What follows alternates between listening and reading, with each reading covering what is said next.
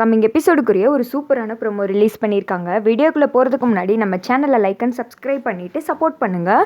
Video வந்துட்டு செம்ம இன்ட்ரெஸ்டிங்காக இருக்குது. என்னடா இப்படிலாம் கொண்டு வர்றீங்களே, அடுத்து என்னடா நடக்க போகுது அப்படின்ற மாதிரி தான் யோசிக்க வேண்டியிருக்கு.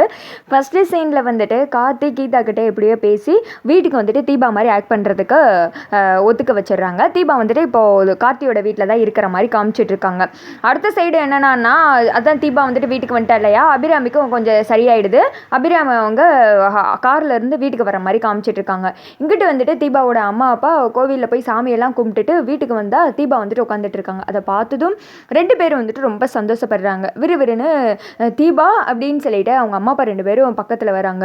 உனக்கு என்ன ஆயிடுச்சோ ஏதாயிடுச்சோன்னு ரொம்ப கவலைப்பட்டு போயிட்டோம் தீபா. ச்சே, உனக்கா இப்படியெல்லாம் நடக்கணும், உன் நல்ல மனசுக்கு எப்போ பார்த்தாலும் இப்படியே நடக்குதே, நீ எதுக்கு கவலைப்படாத, நீ வந்ததே எங்களுக்கு வந்துட்டு பெரிய சந்தோஷம், உனக்காக கோவிலாக ஏறி இறங்கணும் அப்படின்ற மாதிரி அவங்க அம்மா அப்பா சொல்லிக்கிட்டே அவங்க அம்மா வந்துட்டு தலையெல்லாம் தொட்டு பார்க்குறாங்க. எப்படி தீபா அடிபட்டுச்சு, எப்படி உனக்கு வந்துட்டு எதுவும் ஆகலையில, பெருசாக எதுவும் இல்லைல்ல, எதுவும் உடம்புல வேறு எதுவும் காயமா அப்படின்னு சொல்லிட்டு இருக்க.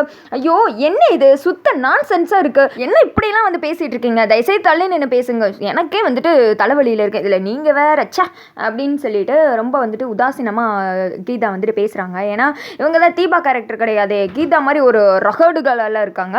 அந்த இடத்துக்கு வந்துட்டு கார்த்தி வந்துடுறாங்க. மாப்பிள்ளை என்ன ஆச்சு தீபாவுக்கு, அன்பா அனுசரணையாக 2 வார்த்தை பேசுனா எங்களே வந்துட்டு ஒரு மாதிரி பேசுகிறா, எனக்கு என்னமோ இவன் நடந்துக்கிறது பேசுகிறதெல்லாம் வச்சு பார்த்தா தீபா மாதிரியே தெரியவே இல்லையே, வேற ஒரு பொம்பளை மாதிரியே தெரியுது அப்படின்ற மாதிரி சொல்ல, ஐயோ இது வேறையா தலைவலியாக இருக்கும், சரி நடிக்க வந்தது தான் வந்தோம், பெரும் தொல்லையப்பா அப்படின்னு சொல்லிட்டு இந்த திக்கம் வந்துட்டு மூஞ்சியை தூக்கி வச்சுட்டு கீதா உட்காந்துட்டு இருக்க. கார்த்தி வந்துட்டு டீக்கப்போட வந்து நிற்கிறாரு. கார்த்தி உங்கள் நிலைமை இப்படி ஆயிடுச்சு, எப்படி இருந்தால் மனசை நீங்கள் அப்படின்ற மாதிரி தான் யோசிக்க வேண்டியிருக்கு. அதாவது கார்த்தி முன்னாடி வேலை செஞ்சுட்டு இல்லை வெளியில் எங்கேயாவது போயிட்டு வீட்டுக்கு வந்தாலே தீபா வந்துட்டு காப்பியோடு அவங்கள வெல்கம் பண்ணுறது, உங்களுக்கு என்னங்க வேணும் அப்படின்னு சொல்லிட்டு வலிஞ்சு பார்த்தலாம் வந்துட்டு எப்படியெல்லாம் தீபா கிஞ்சிக்கிட்டே அலைவாங்க காட்டி பின்னாடி. இப்போ வந்துட்டு கீதாவுக்கு ஒவ்வொரு பணிவிடையும் செய்கிற மாதிரி ஆயிடுச்சு.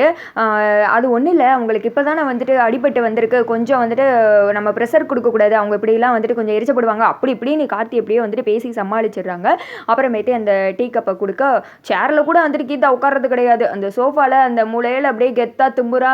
அது என்ன ஆட்டிடியூடு அப்போ அப்படின்ற மாதிரி தான் இருக்குது. அடுத்த சைடு வந்துட்டு ஹாஸ்பிட்டலில் இருந்து அபிராமி அவங்க வந்துடுறாங்க. நீங்கள் தான் ஆரத்தி எடுக்கணும், ஆரத்தி எடுத்து கொண்டு வாமா அப்படின்ற மாதிரி சொல்ல, இது வேறையா, ஐயோ சே இன்னும் என்னென்ன தான் இந்த குடும்பம் வச்சுருக்கோன்னு தெரியல அப்படின்னு சொல்லிட்டு விறுவிறுன்னு ஆரத்தியெல்லாம் எடுக்கிறதுக்கு ரெடியாகி வெளியில் வந்து நிற்கிறாங்க கீதா. ஐஸ்வர்யாக்கா அல்லு இல்லை, இதை பார்த்ததோ ஐயோ போச்சு நம்மளை பற்றி எதுவும் சொல்லி கொடுத்துருவாளா இல்லையான்னு சொல்லிட்டு அது ஒரு திக்கம் பயத்தில் இருக்க.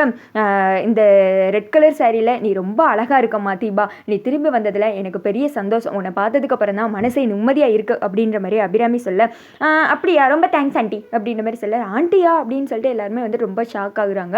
அப்போ வந்துட்டு அருண் சொல்கிறாரு, எனக்கு என்னமோ தீபா பண்ணுறதெல்லாம் பார்த்தா தீபா மாதிரியே தெரியல, வேறு யாரோ மாதிரி இருக்குது, தீபா வந்துட்டு இப்படிலாம் பேச மாட்டாங்களே அப்படின்ற மாதிரி சொல்லிட்டு ஒரு மாதிரி ஷாக் ஆகி போய் பார்க்க கார்த்தி வந்துட்டு எல்லாருக்கும் உண்மை தெரிஞ்சிருமோ அப்படின்ற மாதிரி அவர் ஒரு திக்கம் வந்துட்டு பீதியிலே இருக்காரு. அடுத்து வந்துட்டு ஆரத்தி எடு அப்படின்ற மாதிரி சொல்ல டக்குன்னு வந்துட்டு ஆரத்தி எடுக்க தெரியாமல் கீதா வந்துட்டு எடுக்கிறாங்க. கீதா வந்துட்டு பிஸ்னஸ் பண்ணுறவங்க தானே, அவங்களுக்கு இந்த ஆரத்தி இந்த பூஜை இதை பற்றிலாம் தெரியாதுல, அதனால கொனக்கா மணக்கா இப்படி இப்படின்னு எடுக்க எல்லாருக்குமே பயங்கர டவுட் ஆகிடுது. அப்போ தான் கார்த்தி சொல்கிறாங்க, அது ஒன்றும் இல்லைம்மா, உங்களுக்கு வந்துட்டு தலையில் அடிபட்டுச்சுல, அதனால் கொஞ்சம் வந்துட்டு இப்படி தான் இருப்பாங்க, கூடிய சீக்கிரம் சரியாயிடுவாங்கம்மா அப்படின்ற மாதிரி சொல்ல, பரவாயில்லப்பா தீபா நல்லபடியாக நம்ம வீட்டுக்கு வந்ததே சந்தோஷம்தான், அவளை வந்துட்டு நல்லபடியாக பார்த்துக்கோப்பா அப்படின்ற மாதிரி சொல்ல, கார்த்தி வந்துட்டு அப்பாடா இப்போதைக்கு தப்பிச்சோம், இன்னும் எத்தனை நாள் இப்படியே ஆட்ட ஆட போகிறோன்னு தெரியலையே அப்படின்ற மாதிரி அவர் ஒரு திக்கம் பயத்தில் இருக்க. அதோட பார்த்தீங்கன்னா இந்த வீடியோ வந்துட்டு முடிஞ்சிடுது. இது கொஞ்சம் வந்துட்டு இரிட்டேட்டிங்காக இருந்தாலும் மொக்க சீனுக்கு இது எவ்வளவோ பரவாயில்லாத மாதிரி தான் இருக்குது. அதாவது இந்த ரம்யா கேரக்டர், இதை பற்றி நீங்கள் என்ன நினைக்கிறீங்க கமெண்ட் பண்ணுங்க.